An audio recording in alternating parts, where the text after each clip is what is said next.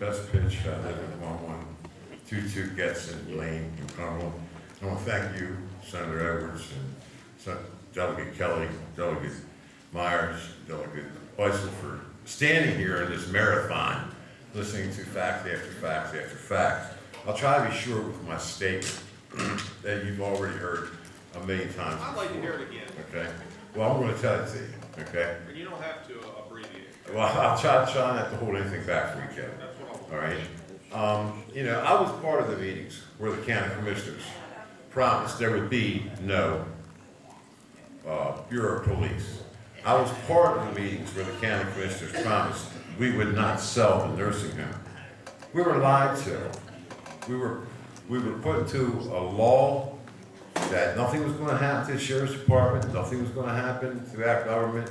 Just support us, just vote for us, and we'll make sure nothing happens to you. Well, when they passed the law, this was going to be just for the trail. That's all it was supposed to be, for the trail. We questioned it. We were at the meetings. Nothing but the trail. Then by executive order, they created the Bureau of Police. Now this has put an undue strain on the deputies. One, for doing their job, getting out the paper, and another, two, is a reduction of salary, okay? Because these deputies had certain overtime grants that they got from the state that they're no longer afforded. Now the Bureau of Police have them. We've got sheriff's deputies out there that are making $30,000 a year. You can work at Sheets and make $30,000 a year. My father's a retired Baltimore City policeman. I know about what policemen make. I know about the stress that policemen go under. I lived it all my life with my father. And I want to tell you, what these commissioners did was an abomination and a perversion of our form of government. And in our form of government, it relies on checks and balances. You know, when it happens bad down below, you guys are checks and balances. Your guys are put on the spine. And this, well, we don't get involved in public issues, or we don't want to do this, we don't do that. Hey, that's a cop-out. Come on, guys, that's a cop-out. You were elected to represent the people. Do your job. That's what I tell my union people when they come to me. Oh, the boss is picking on me. I say, do your job. Do your job, and you won't have a problem. We've got checks and balances. You ain't making these checks and balances right.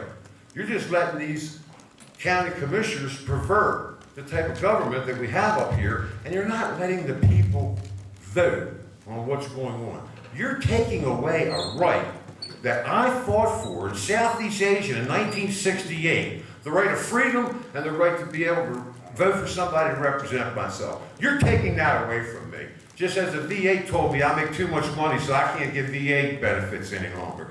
You're taking my rights away from me, gentlemen.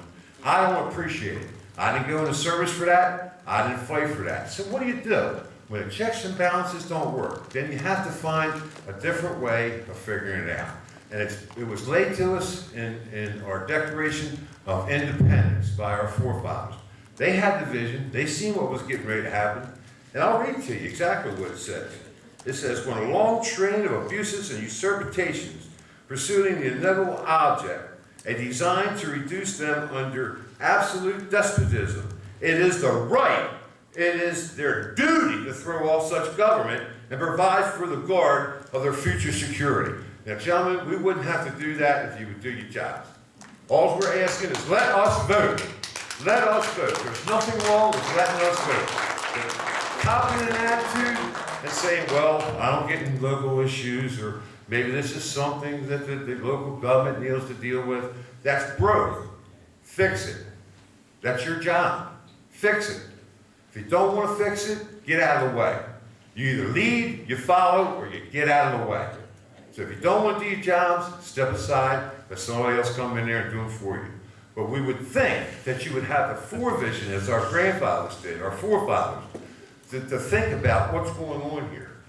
To really stop and think, is it right not letting people vote on an issue that so many people feel so pumped up about? Should we take that and deny them that issue? Should we take that initiative away from them people and have them disenfranchised with government? So you only have 30% turnout in Allegheny County. That's a pitiful shame. 30% turnout in Allegheny County during elections. That's what you're averaging. And that's an absolute shame. And that's a reflection of the county commissioners, and it's a reflection of our state delegation, it's a reflection of our government. If you don't want to do it, then we'll throw you out.